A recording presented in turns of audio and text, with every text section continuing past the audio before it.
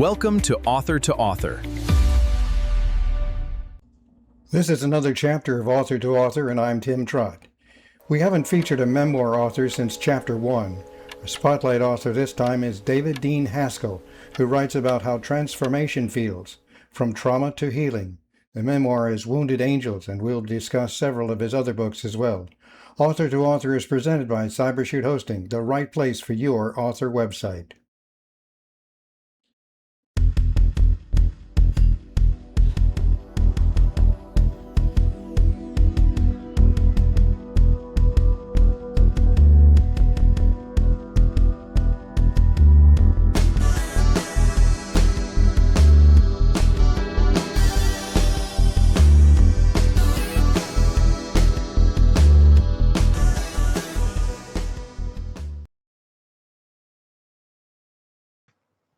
Deane Haskell, welcome to Author.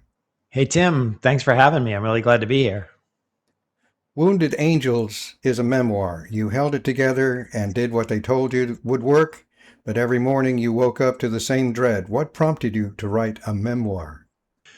I don't know if I prompted so much as just it kind of came out of me. And, it wasn't necessarily a memoir so much as a record of I was doing inner child work at the time, some trauma recovery stuff. And I'd been doing it for years, and it just started writing itself. As I was doing the work, I was writing it every morning, and I didn't want to write it because I didn't want to write nonfiction, but it just seemed like it needed to be written. And I've heard writers say that kind of thing before, and I always kind of laugh at that. But yeah, for me, it just sort of wrote itself. It was what was going on with me at the time.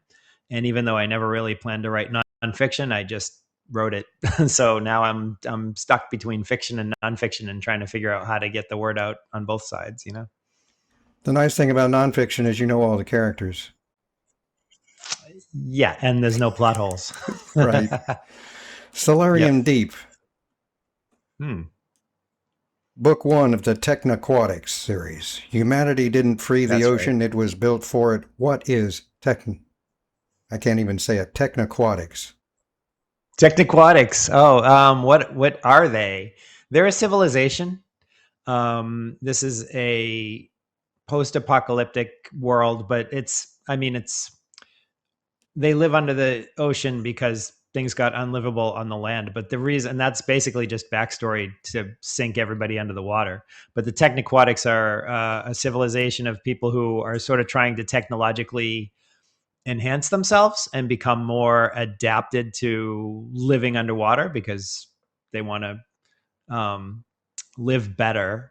But at the same time, they're sort of like hung up on that, the technological aspect of like rich versus poor, the people that can afford to do enhanced surgeries to get themselves really technologically more aquatic based are, the haves, and the have-nots are the ones who can't afford that stuff and wind up having to walk around a lot. And so that's where it starts. The Technaquatics are sort of a fractured society of people that have a lot of money and people that don't. Moving on to Dark Alignment. They erased his research, then they erased him. Now they need him to save the world. It sounds like a dystopian science fiction. So, or is it something else? Mm-hmm. It is. The basic premise in Dark Alignment, we're moving fast here. The basic premise in Dark Alignment is that gravity basically changes. Like the laws of gravity change around Earth and maybe elsewhere, but it starts to do really bad things like cut people's arms off as they're walking along. And this is probably my disaster movie kind of concept. Dark Alignment is basically... And it's one that I've been getting a lot more interest from that recently because I did second editions on it, and that one in the Gold Club, and so I was able to go back and revisit.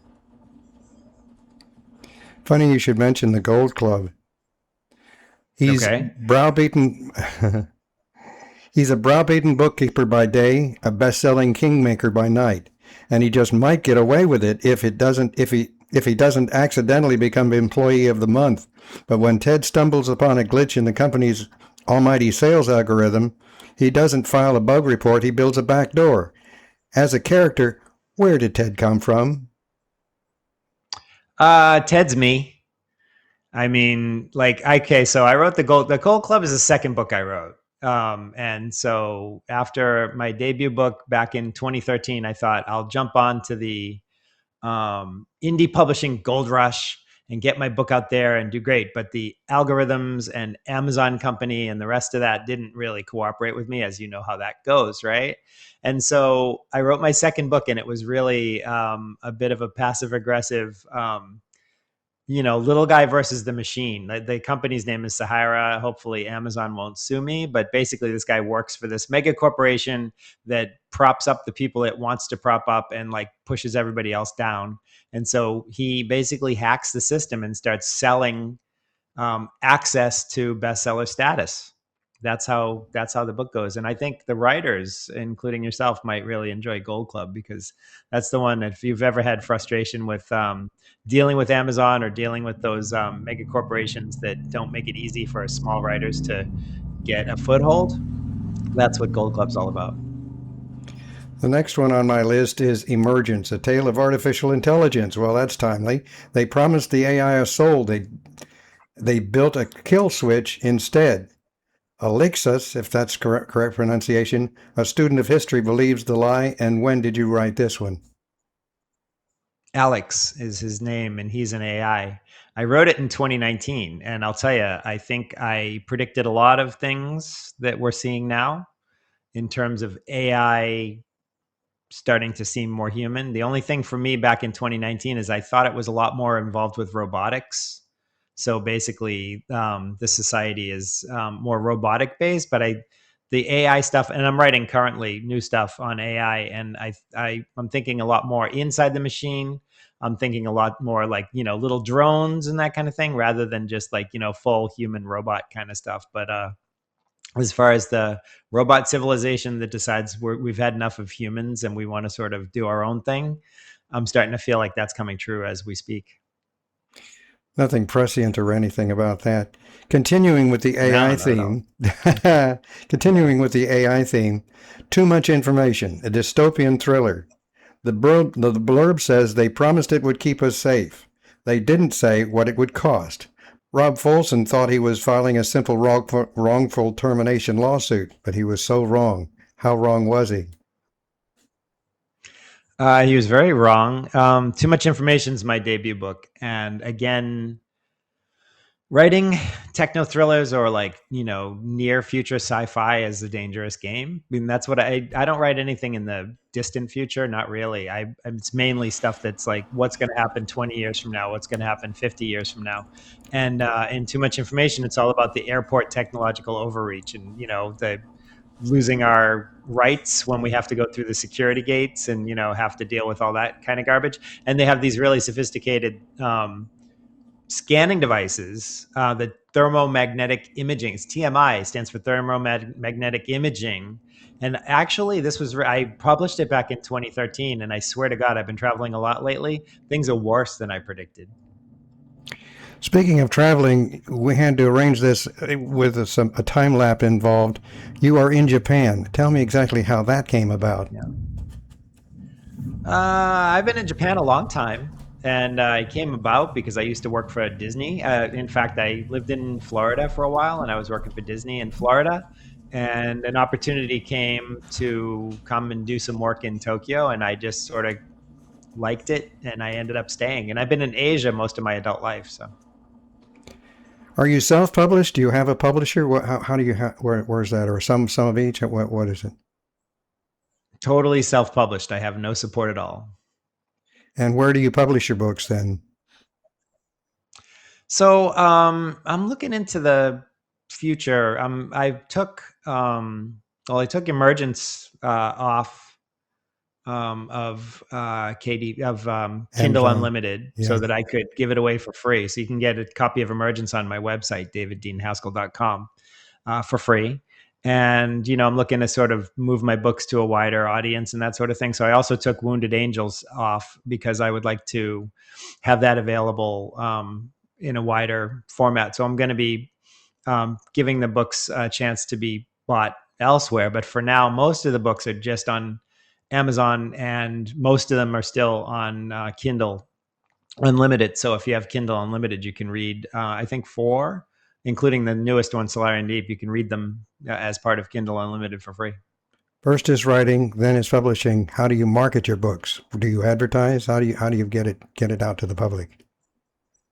I don't do a very good job of it. I don't know. If you have any tips or tricks on that, you can let me know. I absolutely hate social media with a passion. I think the internet is an absolute cesspool.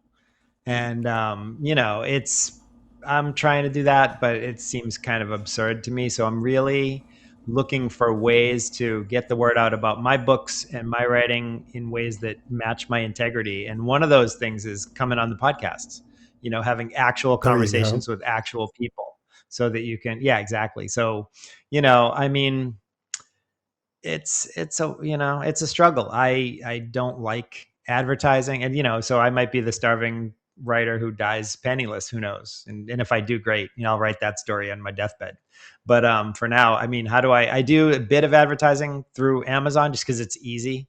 It's attached to the book. So Wounded Angels, which is the one that got a lot of attention, because I'm getting some attention from the trauma community, and people and psychiatrists have read my book and commented on it, that they were they saw things in the book that I think they need to see, because a lot of psychiatrists don't know everything about trauma recovery and what it feels like to have trauma. So anyway, that one I did advertise a bit, but the other stuff I'm reluctant to pour too much money into the advertising until I really have a platform. And that's why I've been working on my Substacks and doing a ton of podcasts. I think I've done 20 or 25 podcasts in the last couple of months. They tell me that the root of advertising is to know your typical reader. So describe your typical reader. Well, that's a good question, isn't it? It varies. So I think of my work like this. The nonfiction is the past. I write about what I've been through: trauma, healing, recovery from addiction, and these kinds of things. And I don't write past fiction. It's not on purpose. I've never written like a story from 18th century England or anything like that. I write techno thrillers and future. So the stuff I write in the past is true stories. The stuff I write, the short stories, and the stuff I write about my life today, which is a lot on my Substack, David Deane Haskell Stories, is just what I'm seeing, like, the present. And like, and a lot of it's quite dark because it feels like the world is quite dark. And then the future stuff, the novels, it's all like optimistic. What does the future look like? So what is my reader like? My reader who likes all my stuff, would be seeing it like that. It's a timeline, right? It's like, people who've been struggling, people who think the world is pretty fucked up right now, and people who are looking forward and hoping things get better. That's the reader that I'm looking for. Is in terms of audience, it's really Wounded Angels appeals to women more than my sci-fi, which, generally speaking, when you're doing sci-fi, the audience skews largely younger and largely male. But also, I think my audience is the people who have struggled against the machine and felt like they don't really have a chance. And they'd really like to see a hero come along who kind of shakes his fist at the machine and like figures things out. That's pretty much the themes of my stories. Clearly, your genre begins with sci-fi. Does it go into any other genres?